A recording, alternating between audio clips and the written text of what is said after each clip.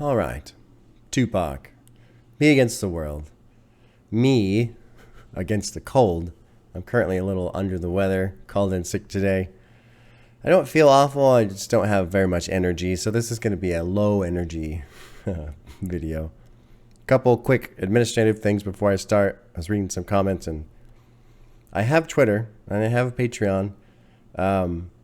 There's some comments where people didn't realize that. I don't like spending a minute in each video doing the standard YouTube thing of like and subscribe and all that stuff. That drives me crazy when other channels do that. But always check the description. Twitter's there, Patreon's there. And then there was some comments too about how I had to cut a lot of the music.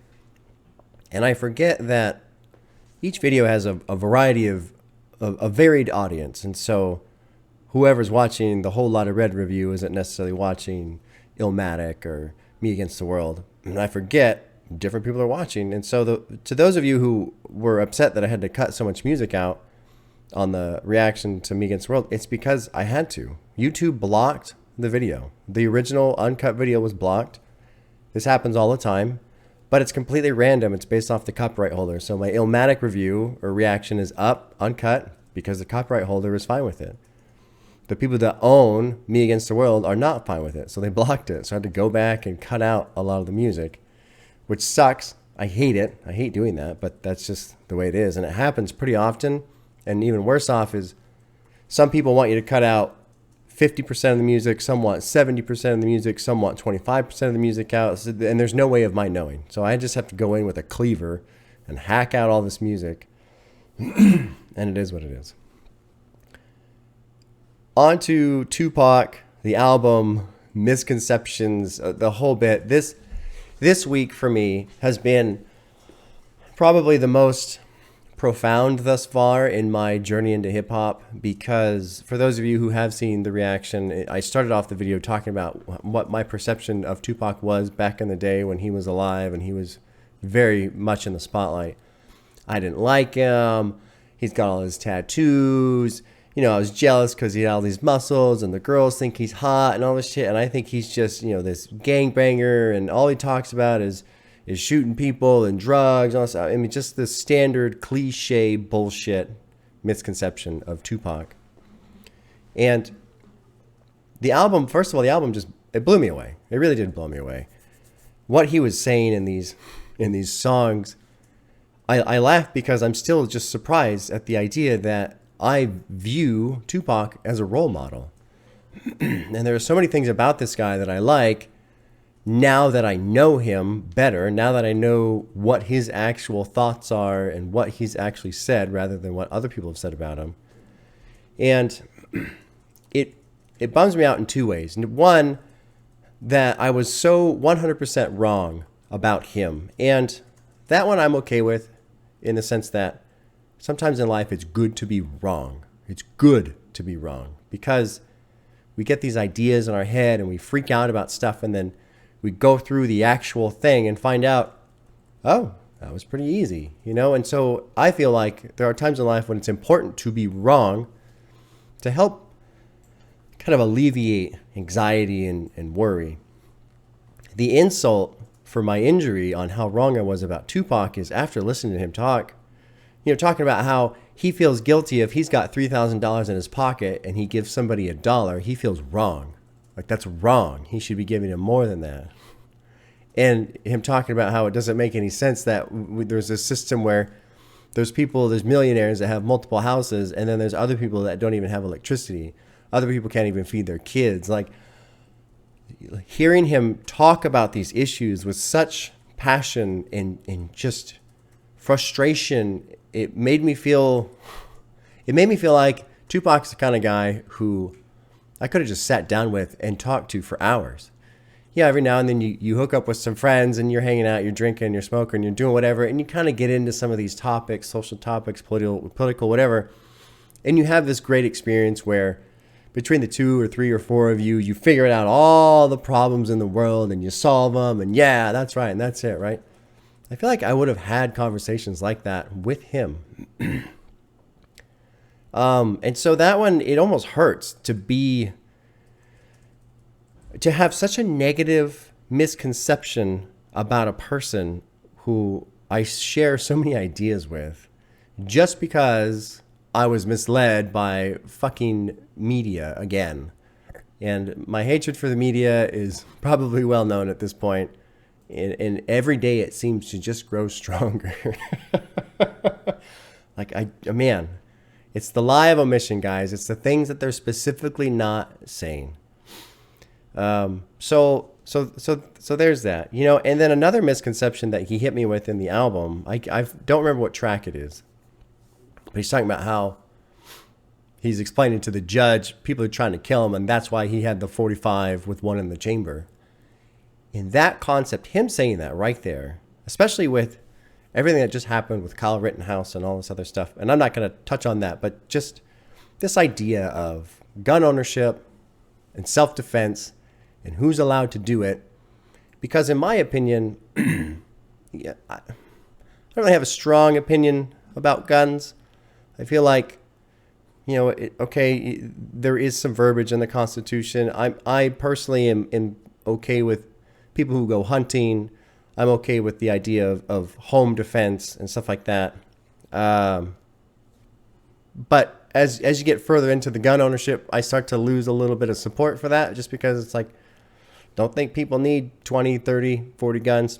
Whatever. That's just me. I'm not against guns, but I'm not really for them either. In terms of self-defense, I very much believe in self-defense. If you're being attacked, you have the right to defend yourself. That's every person's right. I don't care who they are. It really pisses me off that cops get a pass on that they can basically just walk up to somebody and grab them, and citizens aren't allowed to do anything back because now it's, you know, assaulting a police officer. I think that's bullshit. Anyway, that line when he said, basically he's explained to the judge, I'm carrying a gun and I got one in the chamber because motherfuckers are trying to kill me. Motherfuckers are shooting me. And it's one of those things where you don't realize how simple it is until somebody slaps you in the face with it. And that's what Tupac did. He just slapped me in the face with this idea of, why can't I carry a gun?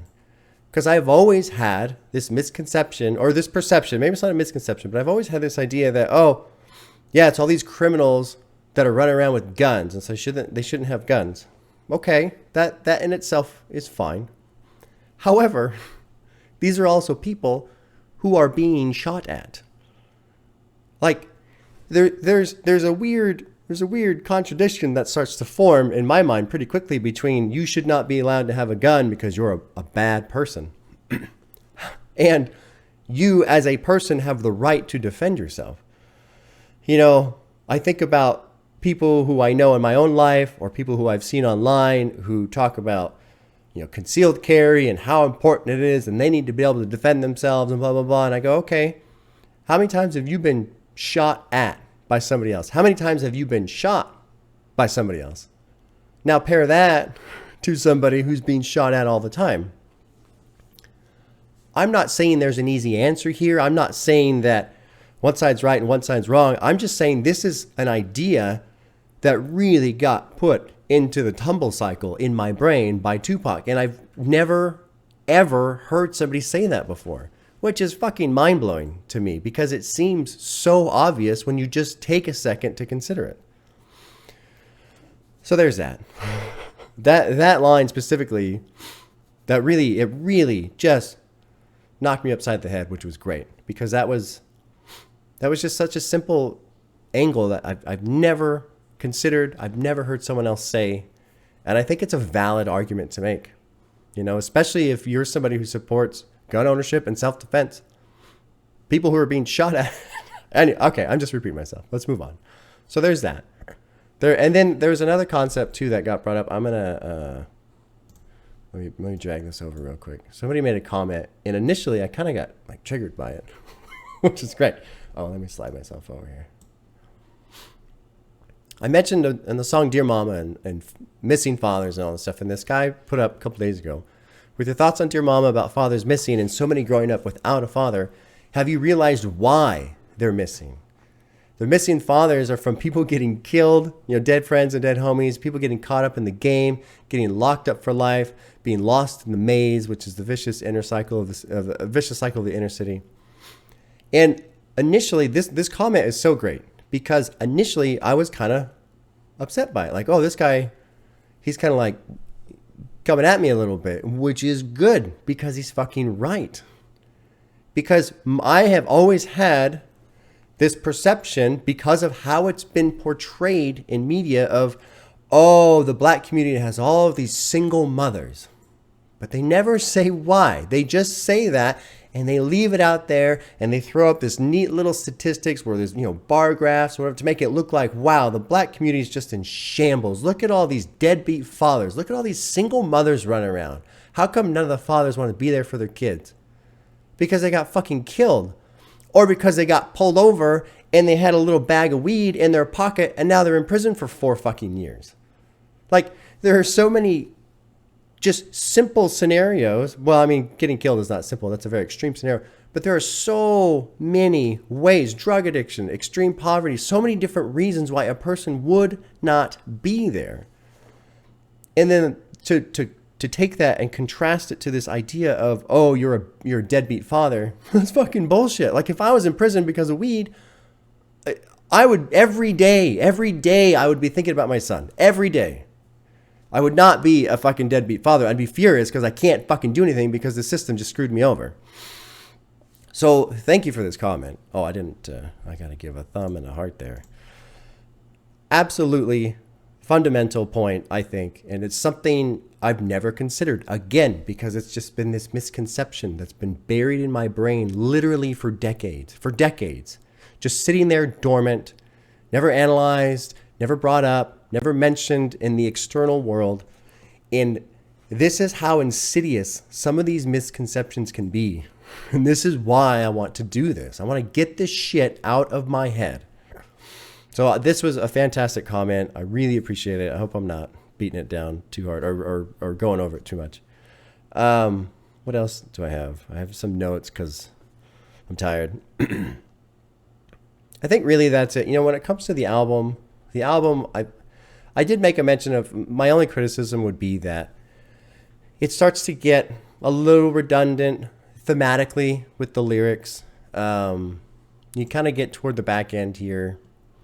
And, death around the corner, outlaw, fuck the world, it ain't easy, Lord knows.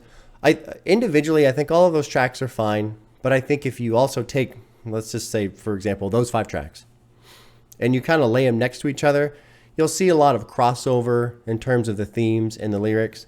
And while it's easy for me to sit here and go, oh, okay, there's something to criticize, I think because Tupac was so in this world. I mean, especially Death Around the Corner, man. That track, it just possessed every moment of his waking mind. He knew for a fact he was going to get shot. I mean, it was always haunting him. Always.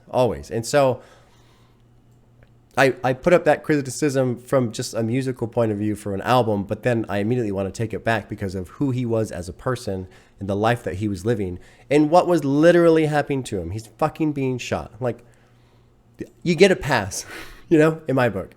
If you're worried about getting killed and you sing about it a lot, but you've actually been shot multiple times, okay, you get a pass. With it opening up, these first 3 tracks, If I Die Tonight, Me Against the World, So Many Tears, that shit just blew me away. Lord Knows was a good one. Dear Mama was a great one. I really enjoyed Can You Get Away. I really enjoyed that one. Just because it seemed to take what would normally be a cliche R&B song, and it turned it into a very considerate, respectful, concerned point of view. Like, he's trying to help this girl, and he's not being intrusive. He's not shit-talking anyone. Well, I mean, maybe a little bit, but very thoughtful process in that song that's being described. So it's really, this whole experience has been fucking incredible from that regard. I just 100% wrong about Tupac. 100%. And I was thinking about that, and I was thinking, I wonder, what other misconceptions exist out there, and what else is hiding in my brain, slowly poisoning my thoughts without my knowing it. And then I wonder what, maybe about you guys. What about you guys? So, thought an idea. Here's a little homework assignment for you. Check it out if you want. Because I really enjoyed the Tupac interviews. Thought they were awesome. it was really cool listening to Snoop Dogg talk about Tupac a little bit in the induction Hall of Fame speech that he gave.